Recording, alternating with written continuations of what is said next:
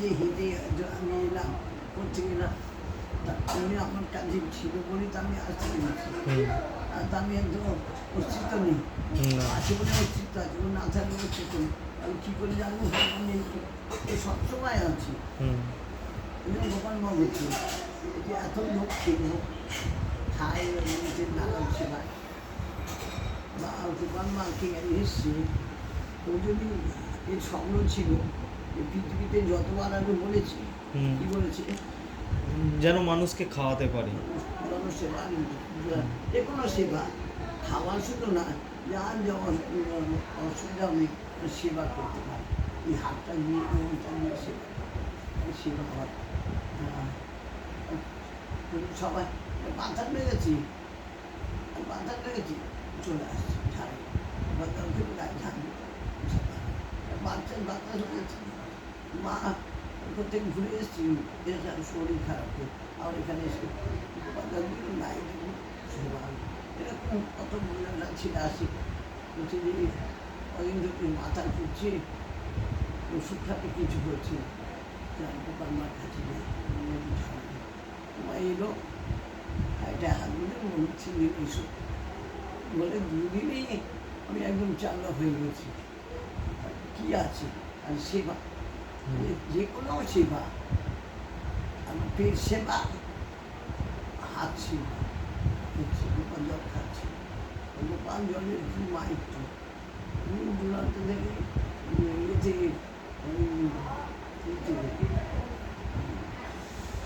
দক্ষিণ ভারত থেকে কালকেনে এসেছিল, তো নিয়ে যাচ্ছে বলে ও আমার বলছে, সবাইকে বলছে গোপাল জলের যে কি মাইত্র আর গোপাল মা যে কে, চিৎকার করে বলতে হবে।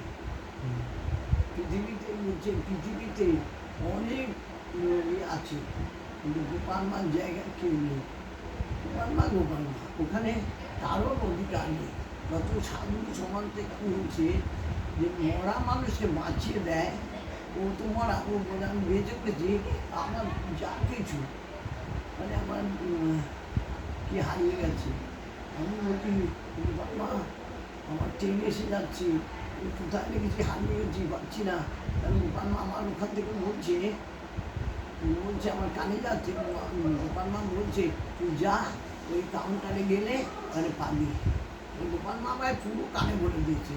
আগে বলছি ওই কাউন্টারে নিয়ে গিয়ে এসেছি, আমার এরকম একটা ব্যাগ ছিল ওরা সব গাড়ি চলে গেলে সব ওরা ওই লোককে সরিয়ে দেয় তো, মানে তখন ওকে দেখুন আছে কি দেখি ভাইয়া। তার গোপাল মা আমাকে কী বলো, কাউন্টারে চলে যায়। কে বললো আমাকে, আমি তো কাউন্টারে যেতাম না, আমি খুঁজছি ট্রেন আসবে আর 10 মিনিট বাকি আছে ট্রেন, খুঁজছি খুঁজে পাচ্ছি না, করছি না। কেন গোপাল মা আমাকে বললো যা কাউন্টারে চলে যা, ওদের ওষুধ সব ছিল, ওষুধের ব্যাগটা উপরে রেখে সব রেখেছি রেখে, আর তারপরে কী ট্রেন আসবে বলে ওরা স্বামী স্ত্রী ট্রেন আসবে বলে কোন ট্রেনে যাবে এরকম করছি, আমি ওটা রেখে দিয়েছি ভুলে গেছি। ভুলে গিয়ে আমরা প্ল্যাটফর্মে দাঁড়িয়ে আছি, আর ট্রেন উঠবে, আমি বলছি ওষুধের শিশিগুলো, তো ওষুধের শিশিগুলো কেন কানে গেল, যা তুই কাউন্টারে চল যা। কষ্ট হচ্ছে বাবা আমাকে বললো যা কাউন্টারে চল যা, আমি ছুটতে কাউন্টারে চলি, ওই কাউন্টারে নিয়েই উঠেছে ট্রেন হিসেবে দূর পাল্লাতে। এটা কী করে হয়, আমাকে কে বললো কাউন্টারে চলে যেতে, তাহলে আমার অনেক টাকার দামে সব ওষুধ।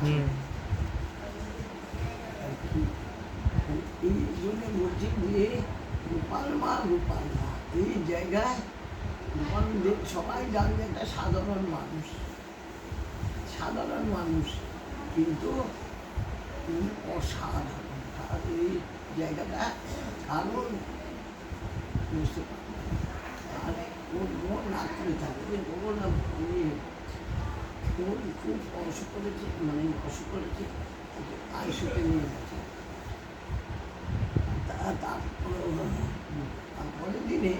তারপরের দিন তার দুদিন বাদে ওর মেয়ের টাকা দেখা হবে সব ঠিক করে নিয়ম মানা হবে ওটা আমার শরীর খারাপ করে আসবে না করে ও তামিলনাড়ু না করে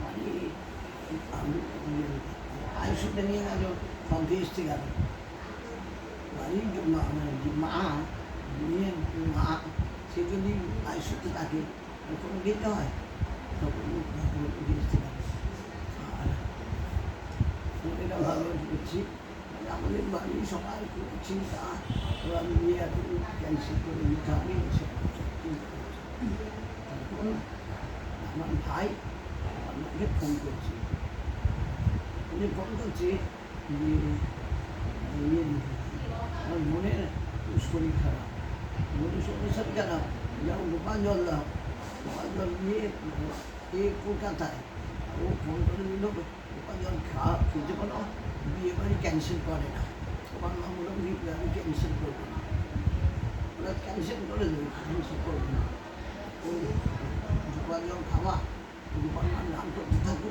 ও কালকেরই ও মানে ও মা গোপাল জল আমি বলে দিলাম যে জল খাবে